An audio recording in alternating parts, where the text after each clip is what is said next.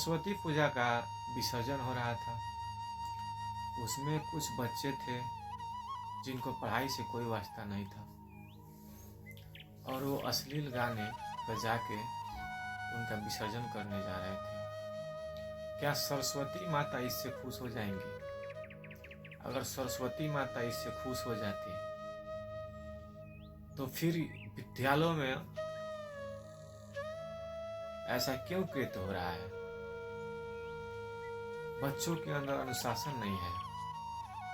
भोजपुरी गाने सुनते हैं, अश्लीलता वाले गाना सुनते हैं। क्या मैसेज जा रहा है समझ में इससे? सरस्वती माता, माँ सरस्वती शिक्षा की देवी है, उनका अपमान किया जा रहा है, लेकिन कोई उंगली करने वाला नहीं है। अगर कोई बोला तो इस पर विवाद हो जाता है।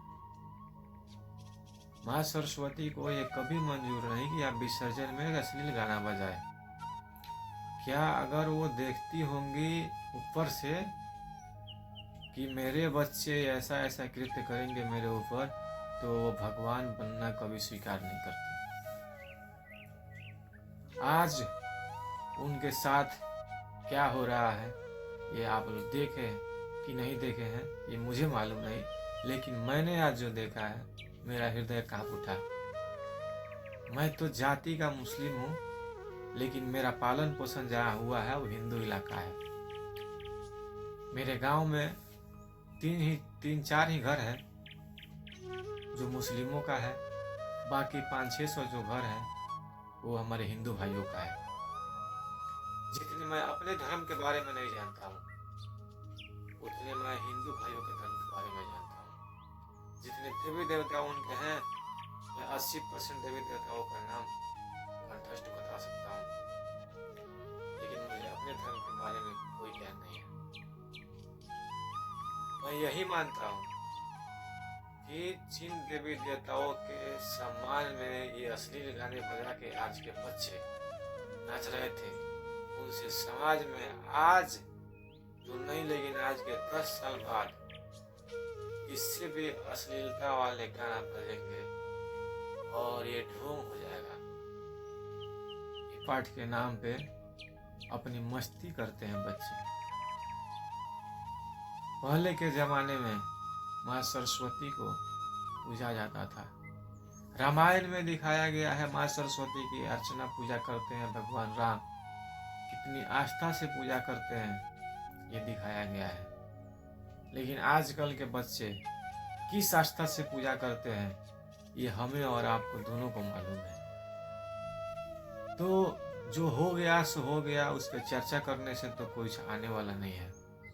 लेकिन इसके बाद जो आएगा जनरेशन, इसके बाद जो अगला साल का सरस्वती पूजा आएगा, यदि हम चाहें तो इस पर कंट्रोल कर सकते हैं। माँ सरस्वती का पूजा करें, शान और शौकत से करें, इज्जत से करें, उनको भी अच्छा लगे ऐसा माहौल हम तैयार करें। क्या यदि आपका ज़मीर गवाही देता है, क्या आपका ज़मीर गवाही देता है? यदि आपका ज़मीर गवाही देता है तो बजाइए गाना, जैसे मर्जी वैसे कीजिए।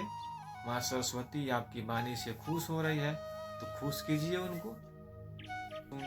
एक बात कान खोल के सुन लीजिए, जिस प्रकार से आप माँ का अपमान कर रहे हैं, आपके सातों जन्म में कभी सरस्वती माँ का प्यार नहीं मिलेगा। आपको जन्म जन्मांतर तक माँ सरस्वती का आशीर्वाद नहीं मिलने वाला है। जो कृत्य आप कर रहे हैं इस पर विचार कीजिए कि इसी कृत्य से आपको माँ सरस्वती का आशीर्वाद मिलेगा। माँ सरस्वती आती है साल में एक बार, उनका ओहदा बहुत ऊंचा है, उनका ऊंचा ओहदा रखिए, उनका सम्मान कीजिए। इससे आपको और आपके समाज को अच्छा मैसेज मिलेगा। अरे भाई, माँ सरस्वती का अपमान करने से क्या आपको शिक्षा ग्रहण हो सकती है? तो आपको हम बता रहे हैं, आप मेरे पे गुस्सा ना होइए। आप अपने भाई को, आप अपने बच्चों को, आपके रिलेटिव जो हैं, आपके अगल बगल के जो पड़ोसी के बच्चे हैं, उनको समझाइए माँ सरस्वती का ओहदा क्या है? माँ सरस्वती का बहुत ऊंचा ओहदा है, उनको उसी ओहदे पे रखा जाए तो अच्छा रहेगा।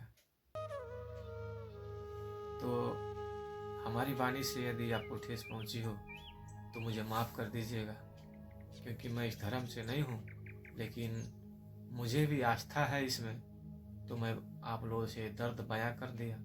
बाकी आप लोग की मर्जी।